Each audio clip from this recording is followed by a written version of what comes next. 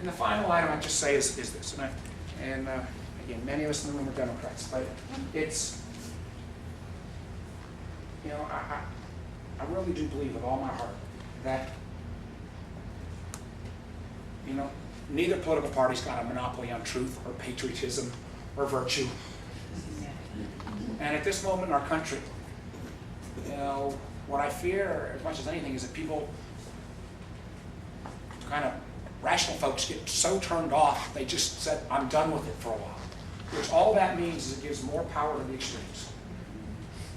And that's why I absolutely believe you got to be bipartisan. You got to find ways to get to yes. You know, I'm proud that Clint and Russ are supporting me. I'm proud of the fact that John Warner, 30 years in the U.S. Senate, endorsed his first Democrat ever. And I even ran against him.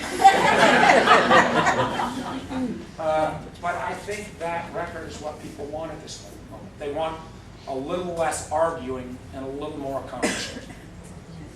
And you know, I do believe that, you know, we've gone through some challenging times.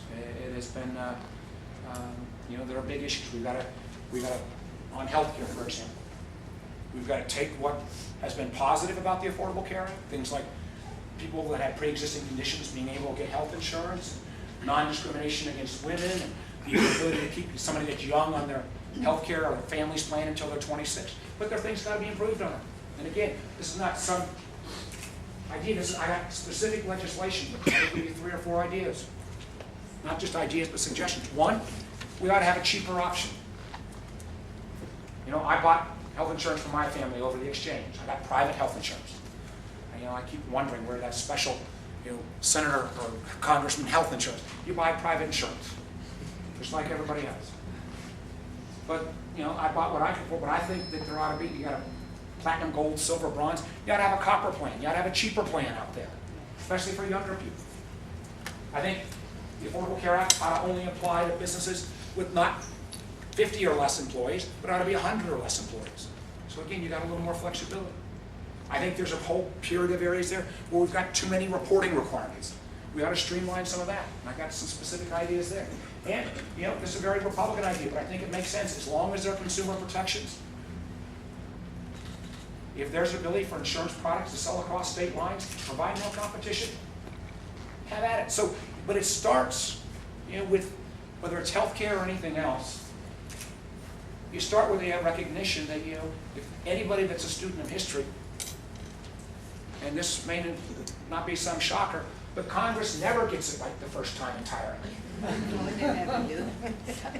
Medicare, everybody loves Medicare. Medicare had to come back and get reformed 3 or 4 times.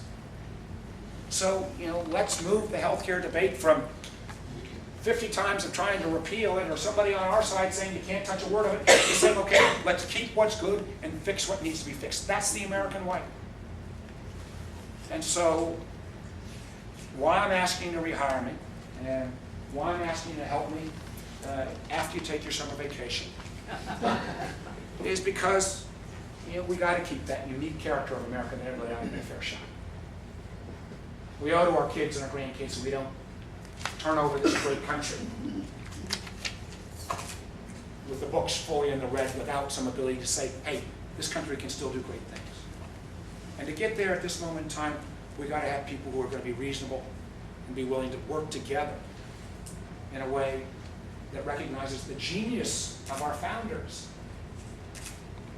Now, everybody likes to cite the founders and the Constitution. Well, I've read the Constitution. The genius of our founders was they set up a slightly dysfunctional government on purpose. You know, there are plenty of other countries where you can, like, say, all right, if you win, you run the, you know, you run the whole show. But in America, we always had a House and a Senate, a president.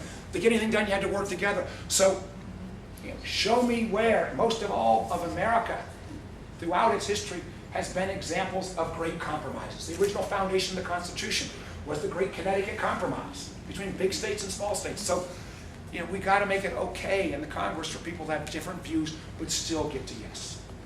And I think throughout my whole career, whether it was business or as governor, now as senator, it's been about how you get things done. So, Mary, I apologize about being late. Thank you for letting us use this space. Thank all my friends who are here. So many of us have been doing this stuff for, I remember, Richard, when I was the young guy coming in.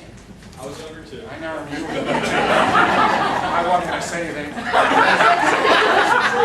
I was going to mention, you know, no, I won't be that politically correct. But I thank you for your friendship.